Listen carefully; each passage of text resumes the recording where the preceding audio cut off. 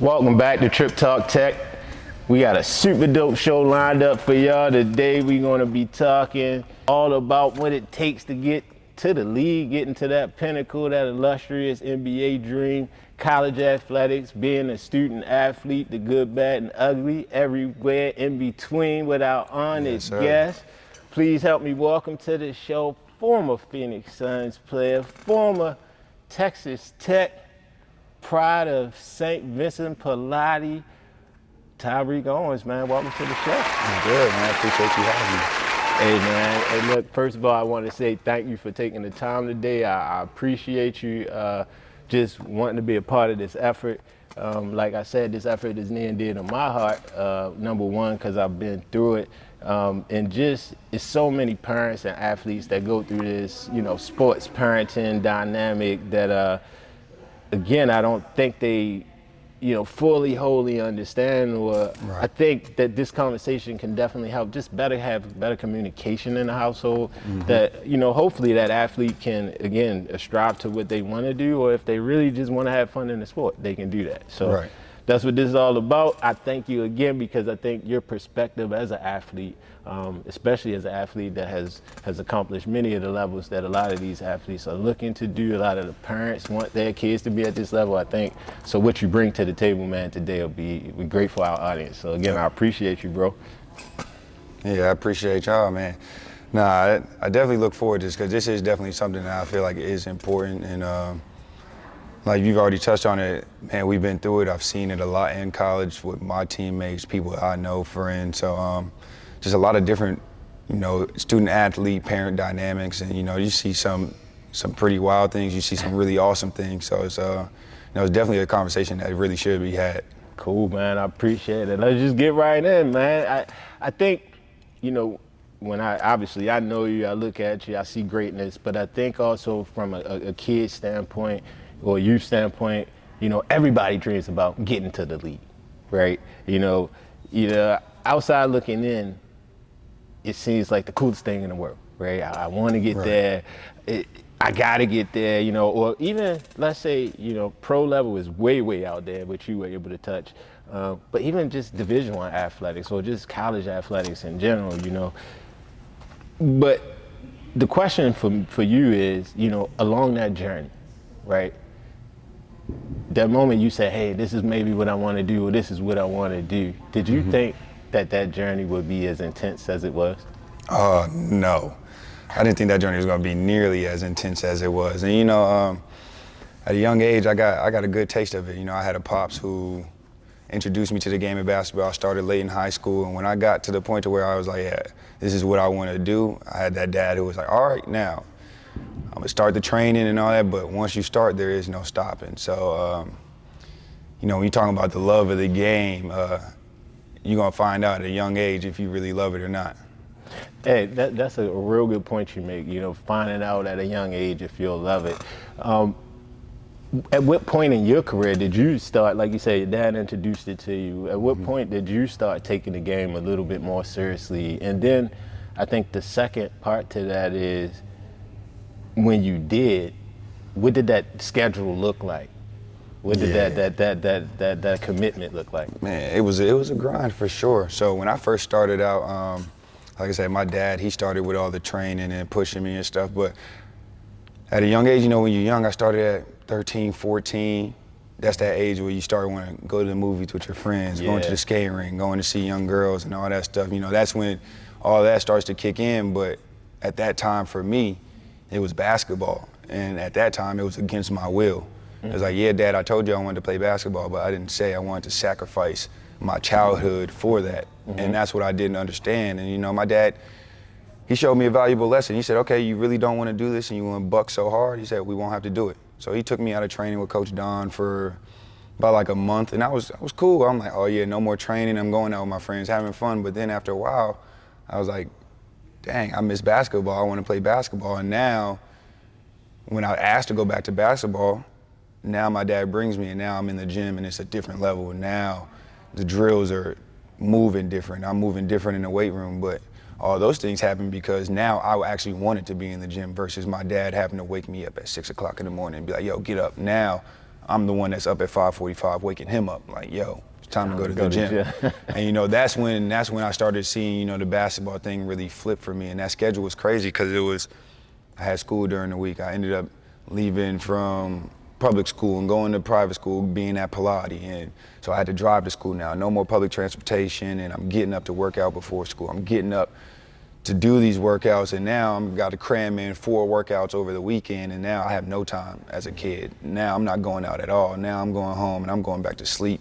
Friends are coming to knock on the door, and it's like, oh, nah, he sleep. Or it's like, oh, nah, he got to go train in an hour and a half. And it's like, dang. So my friends, even my close friends at a young age, seen that was like, oh, Reek's serious about this. And so that was just one of those major things for me. That's when I found out, all right, this is what loving the game really is. Now, like you said, you missed out on a lot of, you know, childhood things, you know, the mall, the regular trips. I'm sure your family probably went on a lot of fit trips and you might couldn't make it, or birthday parties you couldn't attend. I still miss them to this day. Still miss them. So how do you know, mentally, how did that really affect you? I mean, again, like you said, I know basketball was important, so you were willing to sacrifice, but in the end, that sacrifice, some of those things you missed, how does that make you feel? Do you regret it? Was it worth it? And how did, in the moment, how did it make you feel versus now? Man, in the moment we had issues. Me and my dad, man, we would get into it like, but I sacrificed a lot. And back then I didn't understand what I was really doing, and it didn't set in what sacrifice was and what it really meant to sacrifice things until I got to college, and then I seen like, now I gotta sacrifice my own time. Now I gotta figure it out on my own. And in high school, that's kind of what my dad was preparing me for. He was showing me like, yo, if you wanna do this and you wanna be great, you wanna take it to the next level, you can't have everything that you want. This game doesn't allow that. This game doesn't have time for that. So like, when I went to college, even when I started in high school, I didn't have a high school graduation, because when school was over and that prep school stuff was all that starting, summertime, I had to get a scholarship. It wasn't time for, oh, I'm gonna go walk the stage and, oh, I'm gonna go to prom. I didn't go to prom. I didn't go to senior week. I didn't do any of that. I had basketball camps. I was driving to North Carolina. I was driving down to Georgia. Senior week, I was in Italy playing with the Adidas at the Adidas Global Camp. So it's like, it was so many things, and during the moment, like, I'm mad about it. I'm like, oh, I don't want to go to Italy. I want to go to beach week with my friends. I don't want to go down here to this top 75 tournament or to this camp. I want to go to graduation. Like, it was all these things, and my dad's just like, dude, you can't. Like, if you want to make it here, you gotta sacrifice this and go do this so people can see you. And back then I didn't understand that, and then I understood it in college when it became college time, and it's like, all right, I'm not getting playing time as a freshman. I feel like I'm better than the guy in front of me, but I'm not getting that time. And it's like, okay, teammates are hitting me like, yo, we going out tonight. Y'all got playing time. I don't have no playing time. So it's like, okay, y'all going out, I'll catch y'all later. I'm going back to the gym. Because at that point, that's when I understood and I realized it's like, okay, if I really want to do this, I want to be better, there are going to be times where people choose to do something that I want to do, but I'm not able to do that.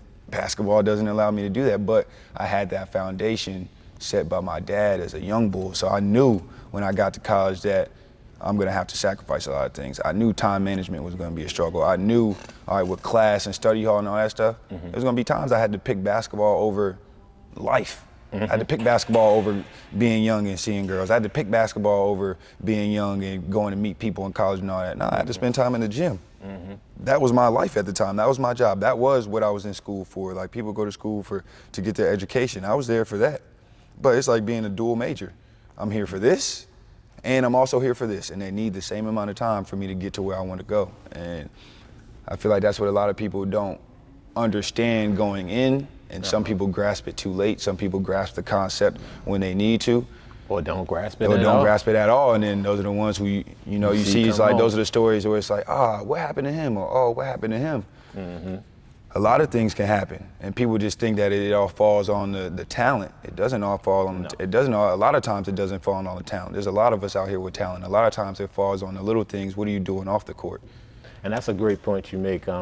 Actually, we talked to another college player. They said exactly the same thing. It's the attention to detail at that next level, in each level, that'll get you every time. Every single time. It's like, attention to detail matters with everything.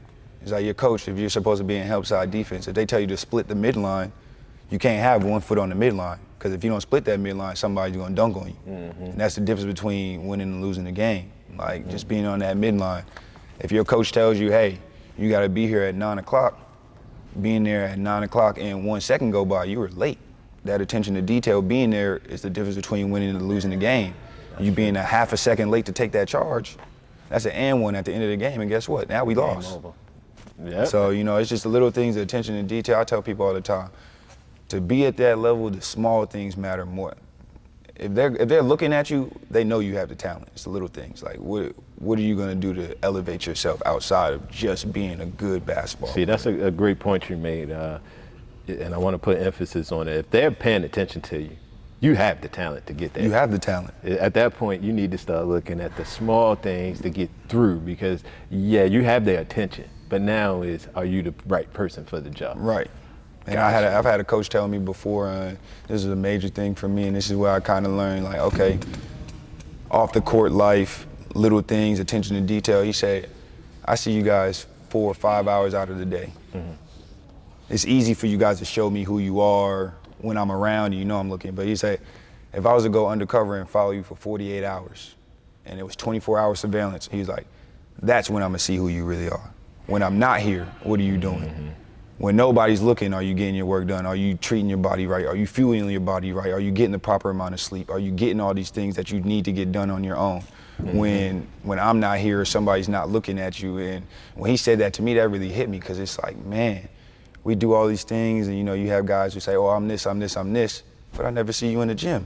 Yeah. You say you do all these things, or you're this kind of person, but you don't add up. Like, people can say, oh, I'm an honest person, but if you're confronted on all these different things and it's showing that, okay, not being honest, I can't say you're an honest person. If I'm gonna say you're a hard worker, if I go to the gym 10 times, I gotta see you at least 7 for me to be like, oh, all right, you know, he really be in here. So it's just one of those things where it's like consistency, building the reps, building your consistent basis of life on and off the court. A lot of people don't understand, like, it's all related. It all goes hand in hand. They don't get it. Look, man, you had a great amount of schools recruiting you, you know, out of St. Vincent Pallotti, and like you said, you went prep. So I understand that recruiting process probably was up and down, right? You know, some periods when, you know, people are on you every single day, morning, noon, and night, texts, phone calls, whatever. And then they get a target, and then you never hear from these guys again, right? That up and down for the student athlete out there that might only have one school, and then that one school seemed to have just left and vanished out of thin air. What do you tell that recruit of how to deal with that mentally, that process? You've been through it a couple of times, and I know it's been a little hard. I mean, my own son went through the same thing. How did you mentally deal with that? For me personally, it's always just been about the work. Okay. Like, that's something my dad instilled in me. I had that dad my dad didn't blow smoke up my behind and tell me like, oh, you're this, you're that. My dad was always 100% real and honest with me. If I had a bad game and I was missing layups, it wasn't no go out there and get them next time. It was like, yo, what are you doing? Like, you're not doing this, you're not doing that, you're not doing that. So with that being the case with my pops, I always looked towards the work. It was, okay, if I'm not getting playing time, I need to honestly take a realistic look at myself and dissect, why am I not getting playing time? If it's this, I need to fix it. If it's this, I need to fix it. Okay. And so that was always my thing. It's like, okay, schools are looking at me, I'm not getting looked at no more. Okay, how do I turn myself into a surefire recruit that you can't look at me and take your eyes off me and go somewhere and go another direction? How do I make myself more appealing on the court? And this is something that I feel like a lot of young players don't really grasp. And you see guys like Bradley Beal, when he coaches his AAU team, tell guys and stuff. Everybody, with the new age of the NBA and professional sports, everybody wants to be a scorer. Everybody wants to be a shooter. Like, it's okay to have those skills, and you know you need those skills, but you got to be able to take an honest look at yourself and be like, what do I need to do to be the best basketball player that I could be? In the NBA right now, how many people need a surefire scorer? Every team got one of those, the NBA right? is guard dominant now. Yeah. The guards are our most dominant players in the league. You got players like Kevin Durant out here who are 7 foot who can go out there and give you 50. So it's like, as young players right now, what do you have to do to see yourself in there? A lot of people see themselves scoring and practicing the dribble moves and all that stuff, but scoring is only one category of the game, and they only give the keys to one or two people on a team to just go out there and score. You see guys who are out there who are superstars in the NBA. Prime example, look at Chris Middleton. Yeah. Chris Middleton's an all-star. Chris Middleton's been in Milwaukee for how long? Yeah. And he's been a consistent Player, role doing player. what he do. And even with him being a superstar now, he still plays the exact same role that he's been playing. Chris Middleton don't go out there and force up a whole bunch of shots. And no, he get to his spots where he know he's good at. He plays defense, he rebounds, he does what he's supposed to do. And even though he's elevated over the years and became that superstar player, he still has that clear understanding. And you could clearly still see Chris Middleton is Chris Middleton. And he's been that. And he's one of my favorite players to look at, to explain to people like, bro, you don't have to be this super glitz and glamour and be super flashy to be seen. Do what you do. Do your job. Do what you're supposed to do. And the people who know the game and know what it looks like, if you're playing the right way and doing what you're supposed to do, they'll see you. Exactly. And at that point, all you gotta do is keep grinding and trust your work. That's what's up, man. Look, man, you made it out of a tough Baltimore basketball community. I mean, you came in through an age. It was a tough time doing that. No, we had some guys for sure. It was thick. It was thick. One thing I remember just from coaching AAU and just from a lot of you kids that were playing around that time, you know, it was real big, especially being from Baltimore, to be tough. You know, toughen up. I know I used to tell my son, suck it up, be tough, you know, but I never thought about it at that time from a mental health standpoint. You know, what are you guys going through to be sucking it up front? You know, hey, somebody this, somebody that, you know, constantly hearing that. And again, I know that's kind of like an over masculine thing, right? You know, just men don't cry and all of this other stuff, you know, but being that kid that kept hearing that type of, you know, talk coming up in through that environment, you know, looking at it then and looking at it now, obviously I'm sure it helped you to who you are now. But, you know, can you kind of describe that feeling back then when, you know, is it people listening to me, just shut up and go? Like, how did that feel? That's a tough road to navigate, because I mean, if you being 100% honest, like, back then we tell guys toughen up. But in today's game, you're not telling nobody to toughen up really, because it's not as physical as it was. So it's a little bit different now than what it was then, but like, yeah, it was hard back then when people always telling you to toughen up and suck it up and go through it, because it's like, as a kid, it's like, bro, I don't really understand what you really mean, because I haven't been through enough to understand what it, or see or know what it looks like to suck it up and keep it moving. So that's the learning curve, and we trying to learn how to suck it up and how to keep it moving while it's all this fierce competition out here, and it's like you gotta compartmentalize. You gotta put the feelings up here, and then you gotta bring the aggression to come play, and then you gotta try to figure out how to keep it all balanced while you're on the court. But I think honestly, I'm gonna keep saying it, but I mean, my pops, my pops was the main, like when that mental breakdowns came, like I said, he was always honest with me. And so I didn't have any, you know, false identities with myself of who I was as a player. Gotcha. So it was like, for me, honesty was the best policy. Everybody coming through and saying toughen up, it was like, okay, well, my pop's not telling me that I need to toughen up. He's telling me, yo, you need to do this and do this. So it's like, I know I'm tough enough now. It's like, my pops is the one telling me I'm tough enough to go through here and do this. My pops is the one telling me like, yo, and that's the one who's walking me through the stages. He's the one who was pushing me through when I hated the game of basketball, and I hated getting up and doing the workouts and stuff. And he was the one pushing me, and then I seen the breakthrough. Like, all right, nah, you really can do this. So if he's the one standing next to me saying like, yo, you're tough enough to get through this. You're already tough enough to do it. There's no reason why I feel like I can't go out there and hoop. And I think that's probably one of the biggest things. Like when people say out there, oh, go be tougher, go be this, go be that. Oh, you need to be able to shoot the ball. Oh, you need to be able to dribble the ball. Okay, that might be true. I might need to be able to do that better. I might need to be a little bit tougher, but ultimately, that's not where the game is won or lost. Gotcha. Good. Ultimately, the game is won and lost in the details of the game. People have been telling me I'm too small, I'm too skinny my entire career. Oh, he needs to put on weight until you throw that ball in the air and then can't nobody stop me. Can't nobody get to the rim. Like, I've heard my entire career like, oh, he's too skinny, he's skinny, he's skinny. Okay, it's fine that I'm skinny, but every year I'm top 10 in the country in blocks. Every year you got a game plan for me being down there in the paint, and your big man can't just post me up. So every year is, oh, he's too skinny, he's too this, but every year you got a game plan for how to stop me. So it's one of those things where it's like, the outside noise is gonna say whatever they wanna say. People are gonna say whatever they wanna say. People are gonna perceive and put their perceptions on you, but ultimately you gotta stand tall and stand 10 toes on your reality and what you believe in and where you see yourself. Not to cut you off, but I wanna make that point you just made. You know, people will throw their perceptions on you. All the time. The things they can't do or they can't see that could be done within you, they want to project that. And I think that was a great point, because a lot of times that happens. And to your point, I think shame on us as adults sometimes. I think us as adults, we put our limitations on youth.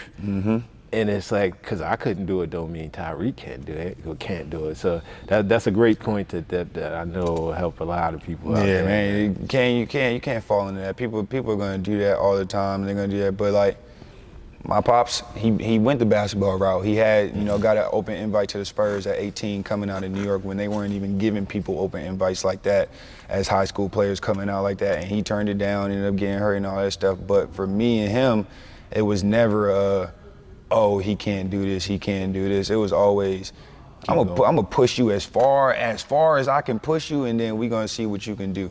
And I fell on my face a couple times. I fell on my face in college, and my pops was right there, and he could have said something, and he could have tried to stop me, but all that's doing is him putting his limitations on me. All right, cool, dude, you're gonna fall. Yeah. You're gonna have to fall. It's about how and I'm gonna be here to help you get back up. But we tell kids all the time when you looking at babies and stuff, oh, well, he gonna have to learn on his own. He gonna have to fall and find out. You can tell the baby all the time, like, stop touching that fire, don't touch that, it's hot, it's hot, it's hot. Well, until he feel that heat for himself, he's not gonna keep reaching over there because he don't know what it feel like. So if you don't know what it feels like to fall, because people are always babying you and trying to rein you in, when you get to that level where it's really just you, if you make it to that level where you're in those NBA workouts by yourself, ain't nobody there to pick you up.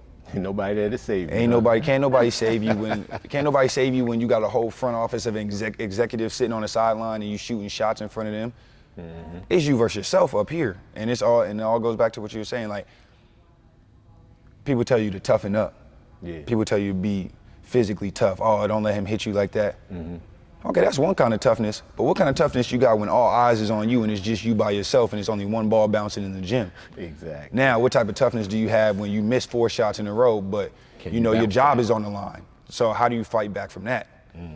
How do you come down and you miss a wide open dunk in a workout with nobody and teams is looking at you, look over the sideline and now nobody's paying attention to the court? How do you keep your focus, and are you mentally tough enough to sit there and fight through that and be confident enough to be like, nah, I do this. This is what I do. Because I've had that workout where execs were in there and I'm shooting and they're not looking, and then I let it creep into my mind, and then I end up having a terrible workout. And then I'm looking at it and I'm like, yeah, I'm telling everybody that my workout was terrible, workout was terrible. But then the team is still calling after the workout like, hey, we like them. So it's like, and it all goes back to what I was saying before. You got to trust your work. Like at that point in time, in that exact moment, I wasn't trusting my work. Gotcha. But the team was still able, and I'm fortunate enough the team was still able to see the fact that, he pushed the work and he pushed the time, and they could see that, all right, I really be doing that. Even though I had a terrible workout. And I think that's what the ultimate thing is. Like, you want to be able to get to the point to where, like, good, bad, or indifferent, no matter how you're doing, people can see who you are. And I think that's the biggest thing. That was one of the biggest things for me. People could, oh, he's skinny, he's this, he's that. But you could always see who I was. You could always see that I'm the energy player. I'm the one who's gonna bring it. I'm the one, like, guys on the floor, I'm the one sprinting over to get them up. I'm the one bringing guys together. Like, you want people to see who you are without good, bad, or indifferent. You're having a bad game, okay, cool. But I can still see who TARIQ Owens is.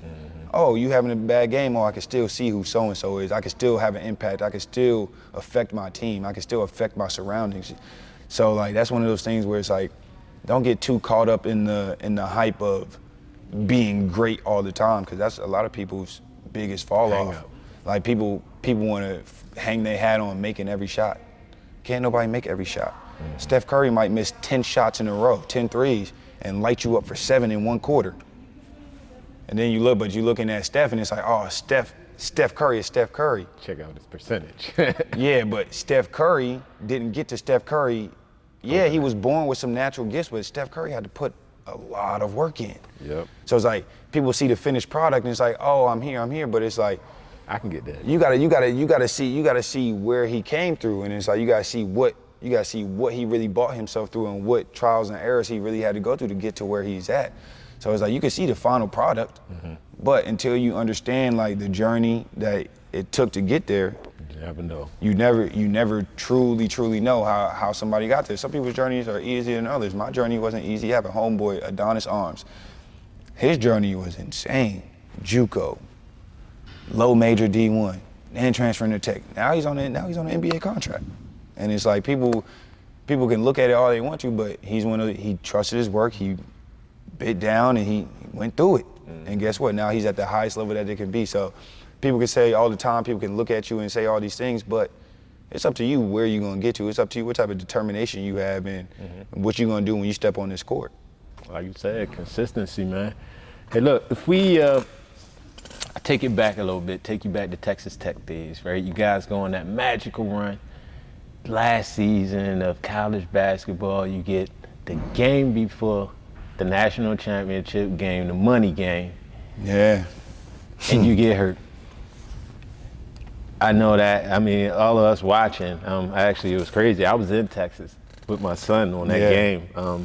I was watching that game in a Buffalo Wild Wings, I think, and I got into it with a guy. He was saying the same thing, skinny, whatever. In the beginning of the game, y'all play. I think y'all were playing Michigan, maybe? Michigan State. Michigan State, right before the game. But you came out, you did the valiant effort, came back in the game, just showing that toughness, that Baltimore toughness. But the question I have is, that had to have been tough, right? You know, like you said, you worked hard. You worked hard to get to that point. I mean, Texas Tech itself that year was, like I said, a magical run, a comeback for you. You were back, and then that happened. Yeah. You know, how mentally did you deal with that, get through it? Back to now, just rebuilding, and I mean, you made it back to the Suns from that. Yeah. I mean, mentally, I mean, that was tough. You know, last game. Before that, I had never been to the NCAA tournament, so to get there and get to that point and then be in the Final Four, and then I was having a hell of a game too, and it was like I was going crazy, and it was like everything for me was just flowing. And it felt so right. It's just like, yo, you've been putting in all this time, and you know, all the seasons before, all the trials and tribulations, the ups and downs, and it's like, yo, you finally made it here, and when you made it, like you made the most of it, and then boom. Go down right before, you know, it's time to really get a chance for those rings. It was just like, man, what am I, like, while I was laying there on the floor, the first thing that came to my mind, it was like, no, not now. And it's like, bro, why me? Like the whole journey that I've had, you know, from high school and all that, I was literally laying on the floor, asked coaches walking over, this is what I'm thinking on the floor, and I'm like, yo, why me? Why? And then the switch just went off in my head, and it was just like, nah, we don't do the poor me, the why me's. It's like, nah, you getting up and you coming back out here. So before coach even got over to me, I had already made up in my mind. It went from, dang, why me? Why does this have to happen now? To, nah, you here. You done rolled your joint. It's already over with, done. Yeah, you feel it, but let's go. You got another game coming up, and this is a game of a lifetime. Like I'm laying on the ground looking around. I'm like, yo, there's 75,000 people in this arena right now. That's crazy. Like how are you gonna really lay here and be like, yo, I can't play? Nah, you're gonna have to cut my leg off to tell me I can't play in the game. Like there's no way. And you know, like I went through that and I played on that, and then to be a month and a half later to go to some of these NBA teams and do pre-draft workouts, and teams telling me like, yo, if we were in the finals right now, there's no way that you're playing basketball on this ankle. And it's like at that point, that's when I realized like, yo, okay, yeah, that was major, but it's like for myself, I really just, it's kind of like that Kobe Bryant thing. It's like, yo, there's nothing you could do to get Kobe to get off the floor. Even when he ruptured his Achilles, yo hobbling, yo still get up and still on a ruptured Achilles. Yo, you can't even raise your feet off the ground. So it's like, but he's still gonna get up and he's still gonna knock those free throws in and then walk off the floor. So for me, it was just like, and those are the people that I look up to. So it's like, You can do who am I to say that, yo, I can't get out here and do that? Because I want to reach the level that they reached. I want to be the type players that they are. So it's like, who am I to say, like, yo, I can't get up here and do this? That's a limitation that I'm putting on myself. Until I actually get up and try to run on it again, there's no sitting here, laying here and saying that I can't do it. And so that was the mental thing for me. And I think that's the mental thing for a lot of young people, you know, coming through this game and coming through the sport. Yo, you got to understand, like, you're going to have some hiccups. You're going to have some ups and downs, a lot of ups and downs. But you got to be mentally strong enough to get yourself through those ups and downs. And the easiest way to get through those hard times for me was just putting in work. Gotcha. Like, okay, if I feel bad about this or I feel like this part of my game is lacking, I'm going to go put the work in. If I feel like end of the game is coming and somebody else is getting the minutes that I feel like I deserve, I'm going to go put the work in.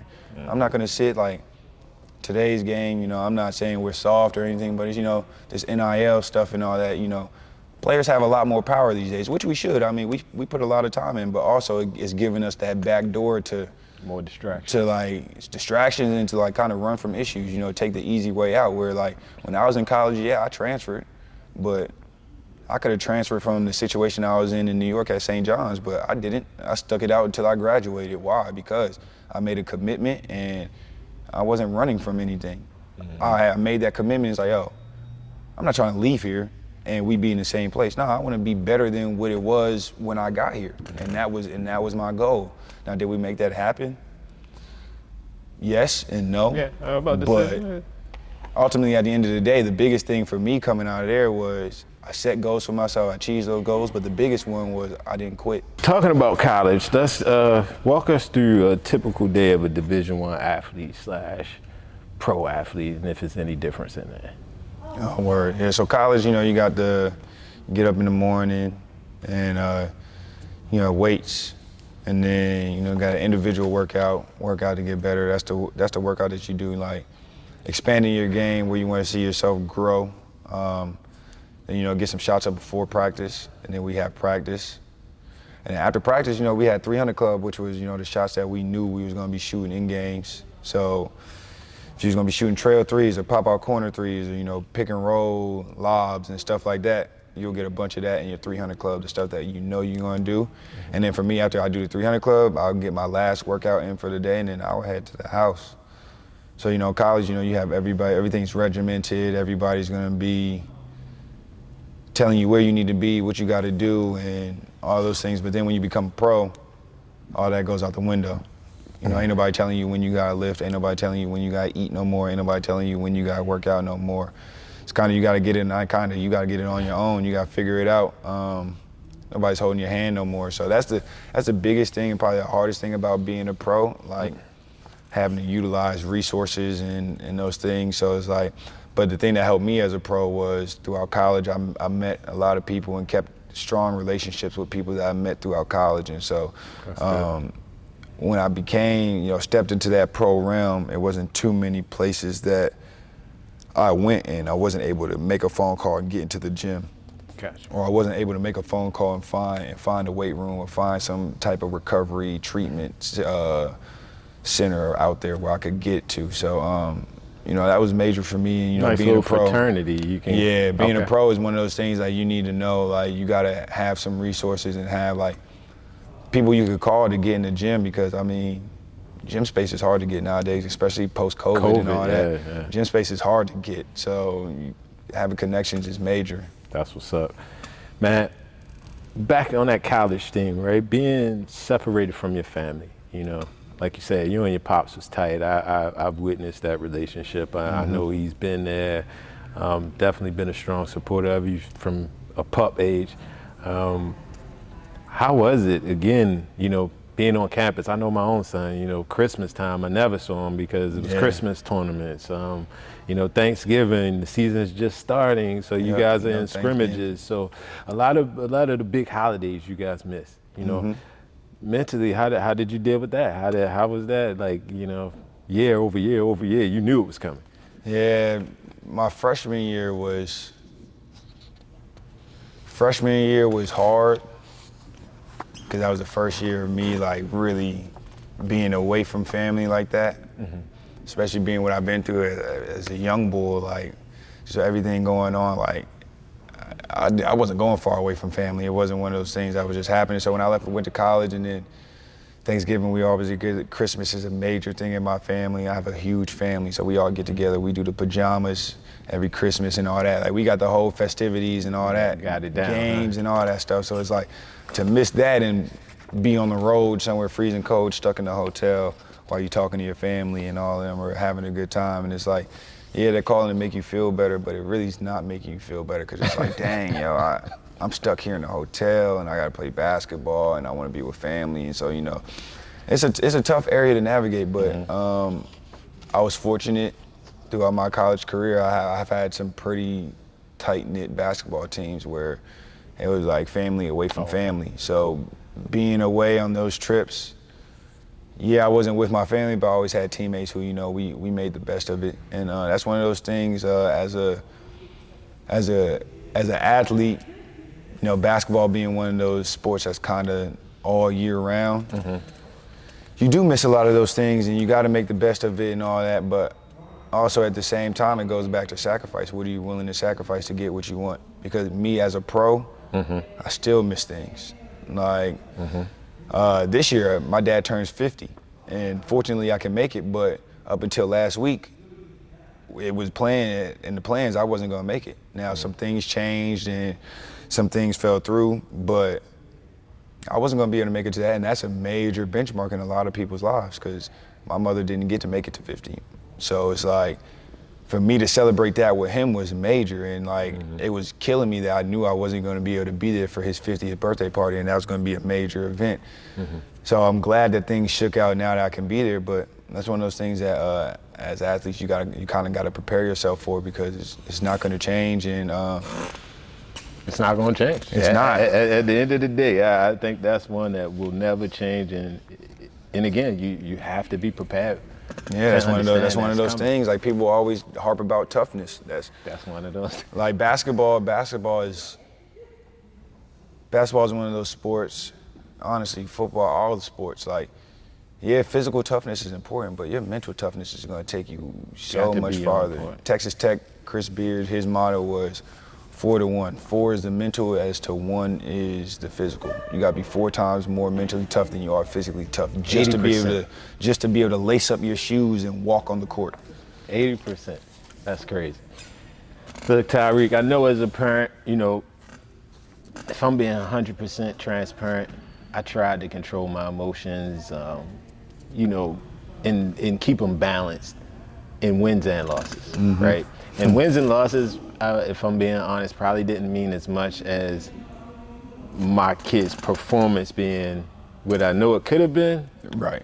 Versus, not today, son. I'm like you. I was never that, like your dad, I was never that parent that was going to sell the rose-colored glasses when I saw, not today. Yeah. You know, but in that, I tried to, in my mind, really keep that balance. Like, all right, you might not play like whatever today, or you might have played this great today, but I tried this, you know, who I was, try to keep it across the board. Right. Now, if you talk to my son, it didn't come out like that. And yeah, for sure. I just wonder, you know, again, and this is no knock against your dad, but, you know, was he able to keep that balance? And if not, do you understand kind of, again, emotions he might have been going through out of your protection? Yeah, so was he able to keep that balance? No. Like, it's just so many things as a parent that I understand now that I'm a professional athlete, and I, you know, now I'm one of those kind of like mentors, and I go back and talk to younger players, and I see it now, like see other parents and stuff. Like, it's a lot that you gotta manage as your parent, because at the end of the day, like, yeah, you want your child to play well, and yeah, you want them to win games, and yeah, you want them to perform at the best of their ability, but ultimately, under all of that, you want your kid to get a fair shake, and you want them to be successful at what they're doing. And so sometimes that could get in the way, or sometimes that could have something come out not as it's intended, but the message still has to get across. Like me and my dad, we've had plenty of times where like, it got to the point to where it was a time period where after games, my dad couldn't talk to me. If we lost the game, he could not talk to me. Me and him would literally sit in the car, ride home, Quiet no words. He wouldn't say a word to me until the next day. And that's when we talk, that's when we can have a full-blown conversation, because like me and him would literally go at it, because my dad wasn't necessarily the best at, you know, sugarcoating it and telling me like in a way where it's gonna be like, nah, you was on BS, so I'm gonna tell you was on BS. And it's like, that's difficult in that time moment, just because you know probably I play like BS. yeah, I know myself, and I done already heard it from coach, and I done already heard it from so many people. So for me to have to get in the car and hear it from you, it's like, dude, I don't want to hear that. I don't want to hear it no more. I'm tired of hearing it. I want to go home and I want to sleep it off. But as a parent, he wants to tell me, because at the end of the day, He don't want you to lose this message. he don't want me to lose it, and he's also putting time and energy. It's not just my time, it's just my energy being in it, and that's what guys got. That's like, a good point. That's what a lot of kids don't really understand, because That's we a don't great have point. like we haven't been through it to grasp the concept that like, yo, yeah, I got to go play in the tournament, but who's the one driving me? Who the one that got me the shoes? Who the one that paid for the jersey? Who the one that's paying for the hotel? Who's the one that's paying for the food? Like, so all of these things are going on for you to play basketball, but your parent has to take you and provide the money for you to get there. So on top of all of that they're watching, they might have other stressors like, okay, I just had to pour all this money to get you out here to this tournament, and you played like BS. And you're not going out, you're not out here going hard, you're not. So for me, that's one of those things I had to understand, because as you remember, I said before, I didn't always want to play basketball at the level that I want to play. I didn't love it the way I did. So for my dad, that was probably frustrating, like, yo, I'm picking up all these extra shifts, I'm working 20-hour shifts, I'm doing all this extraness, and then you're gonna get out here and not give it all you have. That's a slap in the face to him. That's a slap in the face to a lot of parents. And a lot of kids, when they're going through this process, are gonna have those times where it's like, I don't wanna be here, I wanna be somewhere else. So guess what?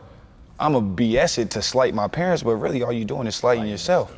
And that's the point, you know, a lot of players and parents get to at a young age, because at the end of it, it's a lot of sacrifice on both sides that's happening. And so like, That's a great observation. it's hard to manage that, and it's hard to, so like when I was young, I would get mad at my dad, and you know, on the court, I would yell like, yo, shut up.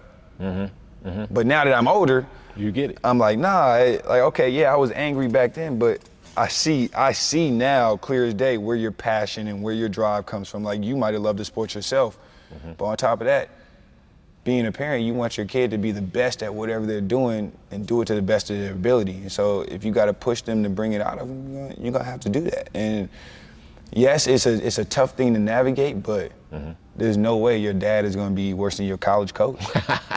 Tell him again. Like, Tell him again. There's no way, like, No way. There's nothing my dad could have said that would have prepared me for what I went through my freshman year of college. I appreciate that. Cause I was calling home like, yo, I don't know if I'm cut for this. Like, yo, and my dad's like, well, what's going on? I'm like, yo, they saying this, they saying this, they saying that. And he's looking at me like, oh, it's just words. And it's like, okay, cool, I understand. Now, when he said it's just words, it's like, okay, I get what point you're trying to make, because at the end of the day, when me and you argued all the time in high school, it was just words. It was just us going back and forth. We'd argue, and guess what? I was still going to court and produce. And that's what I had to learn. It's like, then that's when I really grasped the concept, like, all right, no matter what my dad is saying or whoever is saying, it's not about how they're saying it, it's about the message. Exactly. Like, you gotta get the message. I always used to tell my son, you know, because again, same thing. Coach, get at him, tear him down mentally, and then he would call home, didn't know which way was up, and that was exactly what I said. I used to say it to him when I was younger, because again, it was hard when I used to coach. And, you know, it's like, you're barking, and then he's looking like, well, dang, I'm your son still. And then it's like, you know what, at the end of the day, listen to what I'm saying, not how I'm saying it. Yeah, and then you just gotta apply that message. A lot of players lose that, and they get like, oh, coach is on me, coach is on me, coach is on me. Yeah, he's on you. What is he saying? But listen to what he's saying. Like, yeah, he might throw a couple of MFers in there and all that, but What is he saying? at the end of the day, if he's telling you you need to be here and you're not there, you need to figure out how to get there. Exactly. And then you're not gonna have to hear that no more. And it's just like, it's one of those things where it's just a constant battle. You try and figure it out. And so it's just like one of those things. It's just, I always looked at it like, okay, cool. Coaches getting on me, they try and make me better. My homeboys getting on me, they trying to make me better. There So anybody who's getting on me, you got to hear the message. And I didn't really fully grasp that until I became a leader myself. And I was the team captain, and I'm the energy guy, and I'm the emotional leader. I'm the one, like, when we not performing, coaches looking at me, and I'm supposed to go in the huddle and bark on everybody and bring our energy level up. Mm-hmm. And that's when I started learning, like, okay, yo, you saying things kind of crazy, but in the heat of a game, it's time to win. You're trying to bring the best. Yeah, like, we trying to win this game. If you on trash and we need you to win this game, I need you to wake up. Bro, I can't come to you and be like, hey, bro, I know, you got X, Y, and Z going on or whatever, but if you could please, please play a little bit. No, dude, if you don't get over there and sit down and play some defense so we can win this game, and like, yeah, you may not hear me, and like, so I've gotten into it with a couple teammates, like, yo, stop talking to me like that, and I've had to tell them, it's like, bro, I'm not talking to you any kind of way, and I'm not trying to come at you any kind of way, because I'm like, bro, ultimately, we all have the same goal. And if we all have the same goal, I need to be able to talk to you however I can at the moment, and you get the message. Because if I'm on trash, I don't care how you say it to me. You could cuss me out, you could drag me through the mud. Mm-hmm. But as long as the message is right and it's what I need, I'm gonna hear it. And I ain't gonna say nothing about how you said it or none of that. I'm like, I got you. And that's one of those things that got me through so many stages in college basketball. It was because I was always that player, like, coach gonna mother F me? Cool, I'm gonna stare you dead in your face, and I'm gonna go out there and I'm gonna make 4 plays in a row, and then you're gonna be looking like, dang. He nice. And it's like, all right, cool, like, all right, yeah, he's playing now. So I've always been that player. So, players, people gonna get on you, they gonna say stuff, be mentally tough enough to take the message for what it is. Okay, cool. Ain't nobody always gonna talk to you in a nice way, because some coaches' coaching philosophy is they get their team to buy into each other by making them all hate him. So if you have a coach and that's his coaching philosophy, you ain't never gonna get out of that doghouse of him mother effing you in. Relationship there, because his mindset is to make sure that y'all he wants to get y'all to a point to where y'all all band together, and he don't care if it's y'all against him. Because that's what he wants. Y'all against him is still gonna win basketball games, and that's what he wants. So at the end of the day, sometimes you might have a coach who don't care about how he's saying it. He know that he's saying it to you messed up, and he know he trying to get under your skin. He know he ill. He know it. He want that. That's what he wants. But he wants to have players who can play through that. Good perspective. Who can be under that pressure and still perform. Some coaches need that. Some coaches want that. That's a great perspective, man. If you look back at everything on your journey, the ups, the downs, the in-betweens, if you reflect back on the relationship with your dad, right? Mm-hmm. If you could say anything to him right now, thanks, what you learned, whatever you want about your relationship over the years, like you said, you ran into your hiccups, but then you, at the older age, begin to appreciate things. Whatever it is, what would you say to him? Honestly, what I would say to my pops is, honestly, just thank you for being real with me. In all honesty, because, like, I see so many guys nowadays who, they have this false perception of themselves, and it may not even, I'm not even gonna say it's a false perception, but you see yourself being somewhere else than where you are in the moment, and it's okay to see yourself being somewhere else as long as you have that understanding, like, all right, I gotta work to get there. And like, I always had that dad who was like, yeah, you could play, but like, you gotta put that time in, or like, yeah, you could do this, but just know it's gonna take this to get there. Like, my dad was never that man who would set me up like, okay, yeah, you can get here, and then just leave it at, all right, you can get there. It was always like, all right, if you want to get there, it's gonna take this. It's not gonna be easy. And he always told me, like, bro, it's not gonna be no cakewalk wherever you go. So I'm gonna prepare you for it now. And so my dad was honest with me. When things were going south and hiccups were coming and all that stuff, my dad wasn't the one that was taking it on his, he was telling him when these coaches were calling and telling him what they needed to see or telling him the bad, I was getting the bad, and it wasn't sugarcoated, and I was looking like, oh, yo, I gotta make some changes. Or it's like, oh, yo, Dad, how are you talking to me like this? Or why are you telling me these things? And it's like, because guess what? Now when I'm older, there ain't nobody to sugarcoat nothing for me. That's real. When these teams are calling and saying that they don't want me, ain't nobody sugarcoating nothing, none of that. A team don't want me, they don't want me. A team, if I'm getting cut, they gonna cut me. Who gonna sugarcoat that? Yeah. I'm gonna get the phone call and be like, hey, sorry, but it's not working out. We're gonna be sending you home tonight. You gotta pack your bags and be out in the next 4 hours. Who's sugarcoating that? Ain't nobody sugarcoating that for me. But if I had my dad, you know, sugarcoating like, oh yeah, this team doesn't want you, but you know, you're destined for this, or this team. Nah, it was like, all right, this team don't want you, but bro, either you can sit here and cry about it, or you can go get back to work and show them why you deserve that spot. And so it was like, okay, yeah, you can sit here and cry about it, but there ain't no sitting here and crying about it. I'm not gonna let you do that. I'm gonna put you back in that gym and you're gonna work, because we done already sacrificed too much up to this point to just let it fall by the wayside. And so like, that's what I'm most thankful for. Like, my dad kept it real and he kept it honest with me, and he kept me pushing. And that's how come I'm able to keep it so real with myself now. And so like, parents coming up with your kids, you know, I would advise be honest with your kids. Sometimes you're gonna have things to say to them, and you know that it's not gonna sit well with them, or you know it might tear them down a little bit. But there's nothing wrong with tearing them down and rebuilding them back up, because ultimately me and my dad went through a lot of that, and by the time I got to college, there was no coach who could tear me down.